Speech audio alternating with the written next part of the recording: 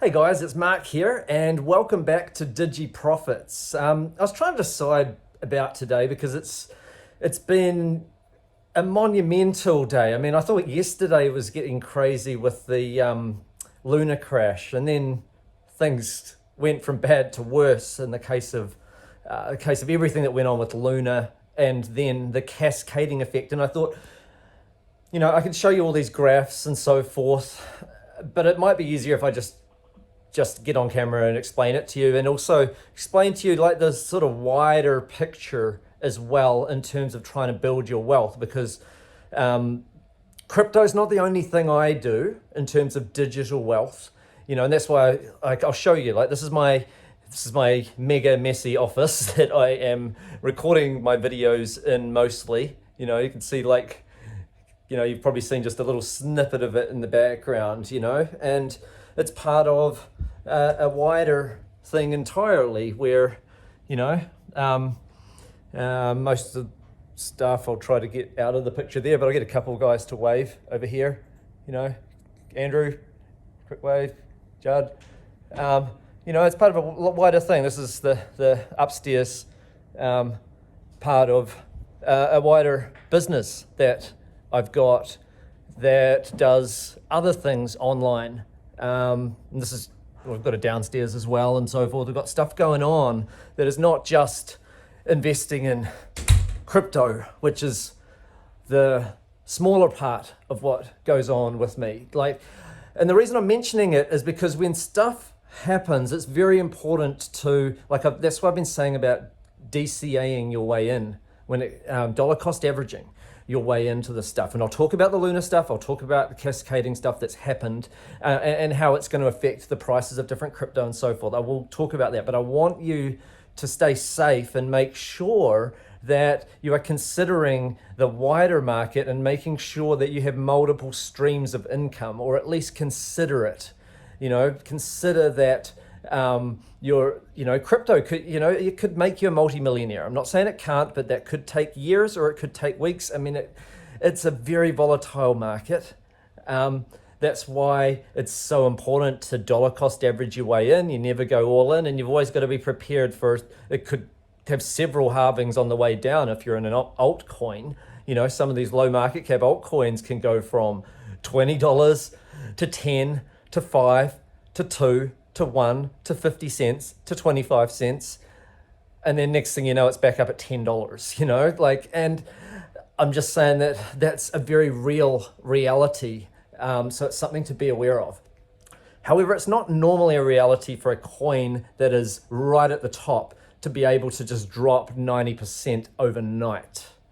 I mean, that is a black swan event. And without explaining the details, because I've got a lot more details about it in my previous video about the Luna drop, but it just kept imploding. We went from like $116 at one point down to $1. And then it flew up to $4, and some people made like $1 million in the space of an hour when it flew up, because that's 400%, and then it went back down to $1.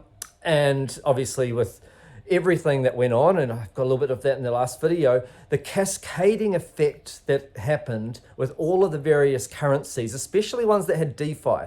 Now here's how it cascaded and caused so many coins to go down. So many different projects have liquidity pools, and in those liquidity pools they may have something like, I'll explain it in terms of, say, the Phantom network as an example. On Phantom, there is Spooky Swap, and on Spooky Swap there will be, say, a coin pair of, say, Boo and UST,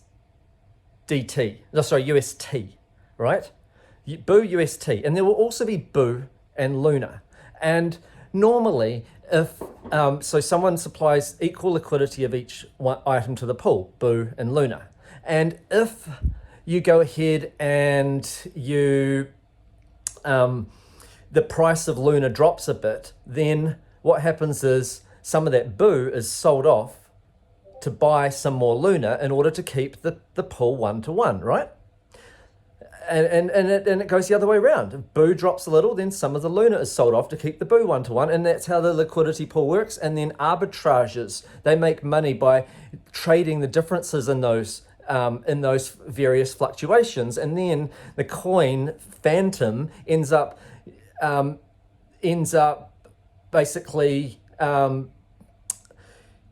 it's used for the trading fees. It's the gas token of the whole Phantom network. So that goes up as a result. And obviously with Phantom Boo and all this other stuff going on, and people having those liquidity pools, Phantoms, it does quite well, and people build all these projects on the Phantom blockchain. But what happens if every project that has that Luna and their own native token in their liquidity pool, what happens if Luna keeps going down? It's falling and falling. And not just because people are taking their money out, but because of the algorithm causing it to keep selling itself to try and bring the peg up of UST. And it's happening so fast that it is selling automatically, that even in an hour it dropped like billions and billions of dollars in market value. So if that's happening, and I'm just saying, if that happens, then in the Phantom Boo case, you're finding that Boo keeps getting sold off. Boo keeps getting sold. So the price of Boo drops so much. As a result, the Phantom Boo pool, now Phantom has to get sold in order to buy Boo, in order to prop up the price, to get that to a one-to-one. So that ends up dropping as well. So it's a cascading effect that causes not just Luna, because of all of the various liquidity pools, because so much money is in these Luna pools, because Luna is a blue chip crypto, or at least it was. So nobody thought that it could drop so fast that it could have that cascading effect that could bring so many currencies to their knees in such a short space of time. So it wasn't necessarily entirely caused by people. A lot of this is arbitrages and so forth, but it wasn't necessarily people going and panic selling. But you have that as well, because they see the price of the coin dropping, they panic sell also. So you've got that. And with the wider macro going on, with Bitcoin dropping, with the interest rate hikes, all of this sort of stuff, people are just reading into it that now's time to go risk off. This is just not going right. And then it just carries on down and so forth. Now, whether or not this is the bottom, it may totally not be.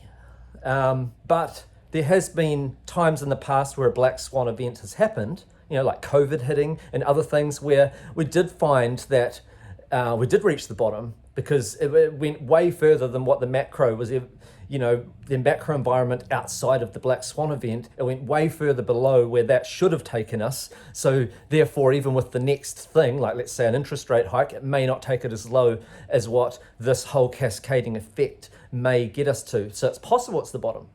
But it's also possible that the bottom comes after inflation stops, turns around, the Fed has an announcement at some point saying no more interest rate hikes this time, and then things may go bullish. A spot ETF could get approved on Bitcoin, makes things bullish.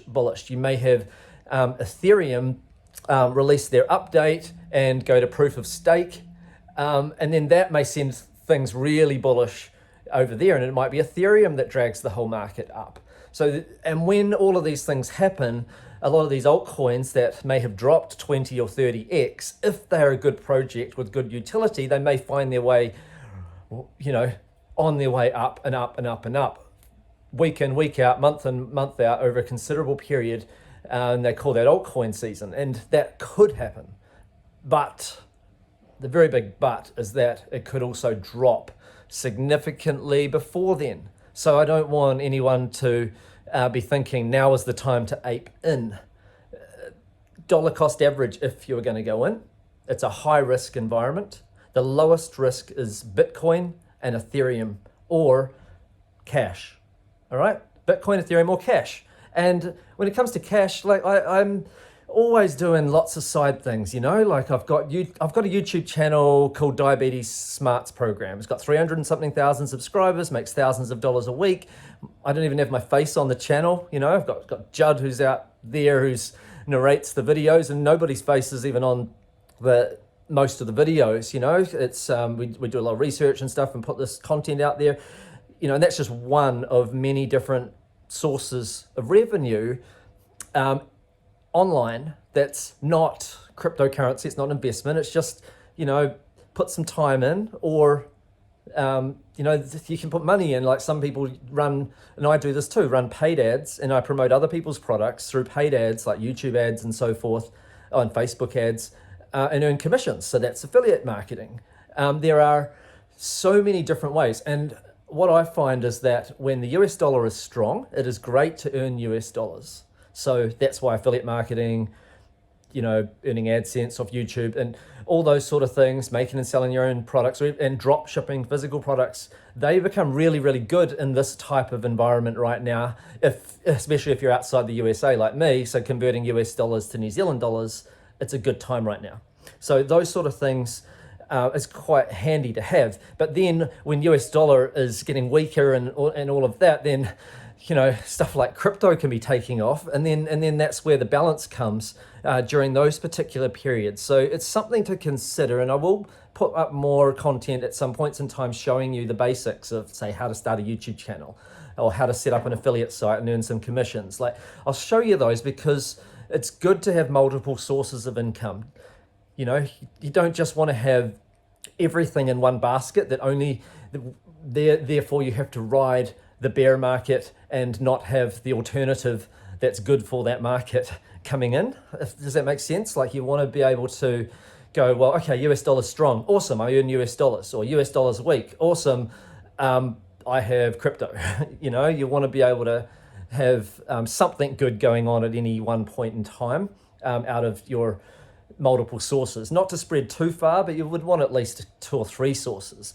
And when it comes to the price of Joule, because I know people are asking me, you know, all about that, I'll probably release another video with some more Fibonacci levels and so forth. It's always very sketchy looking at technical analysis on a low market cap altcoin when the macro and everything else, you know, like this lunar crash and stuff, is actually more dominant at play. But I did talk in the Discord channel about it. I showed my next buy, and I said it was like 78 cents or something, or 77 cents.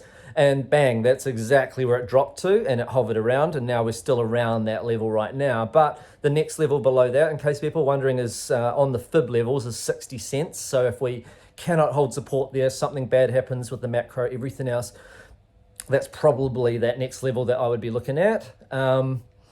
And, you know, you don't have to buy every fib level, you don't have to buy every dip, and you don't even have to be in an altcoin project or anything like that. You know, you can just be looking at, okay, I might DCA my way into Ethereum or, you know, one of the more blue chip coins, and that's, you know, that's the smart thing to do.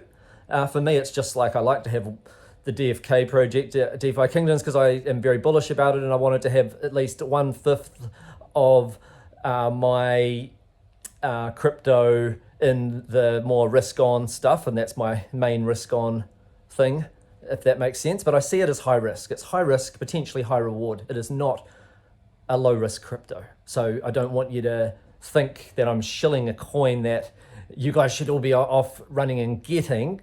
I believe that the project will go very well, but I've done my own research, and if I'm wrong, then I don't want you to think that this is me saying, hey, you should go buy this. It's more me saying this is what I'm doing, and if you are already in the project, then if any of what I'm doing is relevant to you and your own research, awesome, I'm glad to be helpful.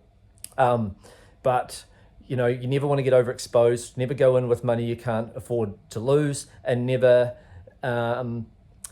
never go all in, because how do you lower your average buy-in price if the market drops significantly and so forth? We go through that bearish time. Look at Phantom a year ago. It went from $1.16 down to 16 cents, you know, and then it went all the way up to $3.48. There's a time when ADA went down to 3 cents, from $1.07 down to 3 cents. This is Cardano. And then it went up to over $3. So if you didn't DCA, then you wouldn't have got any part of that 100x move up. You wouldn't have got any part of it if you had just bought when it was $1.07 and just held on for dear life, yes, you may have made 3 to 1, but you know, if you'd be able to buy again at 50 cents and at 25 and at 10 and then at 3, you know, you've got those multiples.